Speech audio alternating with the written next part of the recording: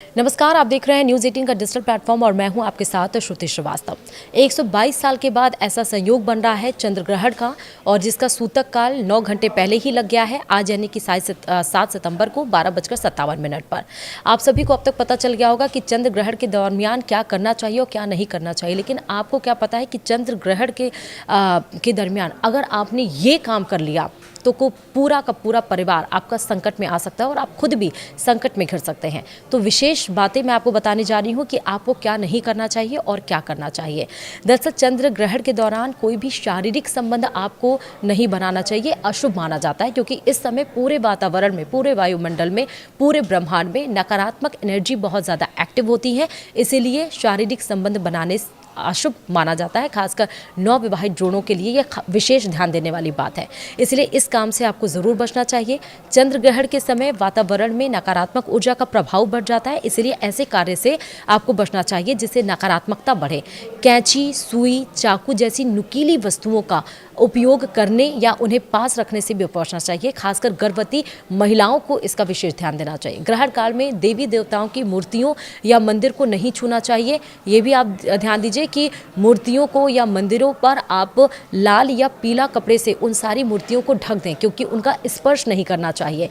सूतक और ग्रहण काल में सोना, यानी कि आपको स्लीप नहीं लेना चाहिए, सोना नहीं चाहिए, और कुछ भी खाने पीने से वर्जित माना जाता है, और क्योंकि इससे जीवन में नकारात्मकता बढ़ सकती है। विशेषकर गर्भवती महिलाओं को घर से बाहर नहीं निकलना चाहिए। चंद्र ग्रहण के दिन बाल या नाखून काटने से भी आपको बचने चाहिए। ग्रहण के दौरान कोई भी खरीदारी करना अशुभ माना जाता है, यानी कि आप कोई शॉपिंग नहीं कर सकते हैं, कोई भी नई वस्तु को आप धारण नहीं कर सकते हैं।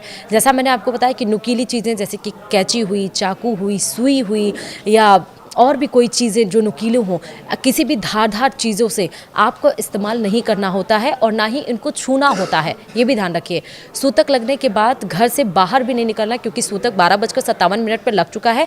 तो आप घर से बाहर ना निकले अगर विशेष ज़रूरत ना हो, और अगर ज़रूरत हो भी तो आप नग्न आंखों से आसमान की तरफ ना देखें। खासकर शमशान जैसी नकारात्मक जगहों पर तो जाने से बिल्कुल ही आपको बचना चाहिए। ग्रहण काल में कोई भी खाना ना चाहिए और ना ही कुछ पकाना चाहिए। ग्रहण के दौरान रखा हुआ भोजन भी खाना नहीं चाहिए। अगर किसी वर्ष जैसे दूध बहुत ज़्यादा है, छोटे बच्चे हैं घर पे, या बुजुर्ग हैं, या किसी को भूख लगती है, कोई अगर बीमार है तो उसे खाना भी है तो उसमें तुलसी पत्ता ज़रूर डाल देना चाहिए। इस दौरान सोने से परहेज करना चाहिए, बल्कि मंत्र जाप और देव आराधना ज़रूर करनी चाहिए, यानी कि भगवान के शरण में ज़रूर बैठना चाहिए। लेकिन मूर्तियों को स्पर्श और आपको मंदिर को स्पर्श नहीं करना है, उसको लाल या पीले कपड़े से ढक देना है। ग्रहण को नंग आंखों से, वही मैंने आपको बताया कि नेकेड आई से आप नहीं देख सकते हैं, क्योंकि ऐसा करने से नकारात्मक प्रभाव सीधे आपके ऊपर पड़ सकता है। कुछ धार्मिक मान्यताओं के अनुसार इस दौरान किसी भी तरह के धातु के आभूषण जैसे कि चूड़ी है या पिन है, उसे जो स्त्रियों को, महिलाओं को पहनने से बचना चाहिए। और खासकर आप और ध्यान रखिए, पीपल हो गया, तुलसी हो गई, बरगद हो गया, इन पेड़ों को, इनको पेड़ों को ग्रहण में ना छूना चाहिए, ना इनके पत्तों को तोड़ना चाहिए। और जैसे मैंने आपको बताया कि भगवान है, अगर आपके घर में मंदिर है, मूर्तियाँ, उन सबको आपको ढक देना है पीले या लाल कपड़े से।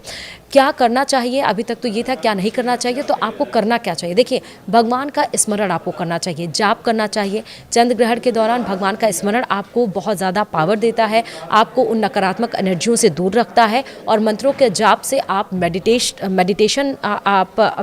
होते हैं, और आप भगवान से सीधे, आपकी जो आत्मा है वो कनेक्ट हो जाती है।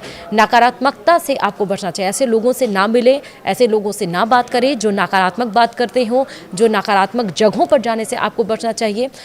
खासकर दान ज़रूर करना चाहिए। चंद्र ग्रहण के दिन दान करना शुभ माना जाता है, जिससे चंद्र दोष दूर हो जाता है। और वो भी आपको दान, उन जिन चीज़ों का दान करना है, आपको ग्रहण से पहले ही उनका स्पर्श कर लेना है, उनको छूकर रख देना है। और जैसे ही आपका ग्रहण खत्म हो, क्योंकि मध्य रात्रि में ये ग्रहण खत्म हो रहा है 1:27 पे, तो आपको सुबह दान वो करना है। इससे पहले, ग्रहण शुरू होने से पहले ही आपको वो स्पर्श कर लेना है। ग्रहण काल के दौरान घर के अंदर ही रहना चाहिए। घर के पूजा स्थान पर बैठकर भगवान का स्मरण करना चाहिए और उनके मंत्रों का जाप करना चाहिए। अपने घर के खाने पीने की चीज़ों में तुलसी के पत्ते डालकर रखें। ऐसा करने से नकारात्मक प्रभाव कम होता है। और फिर ग्रहण जब खत्म हो जाए तो पूरे घर में गंगा जल का छिड़काव ज़रूर करने चाहिए। जब ग्रहण लगे तो कोई साफ़ सफाई, आप अपनी भी साफ़ सफाई मत करें, घरों की भी साफ़ सफाई, बस आपको भगवान का ध्यान करना चाहिए, मंत्र का जाप करना है, क्योंकि 2 घंटे का ही ग्रहण है मात्र। 9:27 पर लग रहा है और 1:23 पर यह ग्रहण खत्म हो जा रहा है। तो ये 2 घंटे आप भगवान को समर्पित कर सकते हैं, क्योंकि इस समय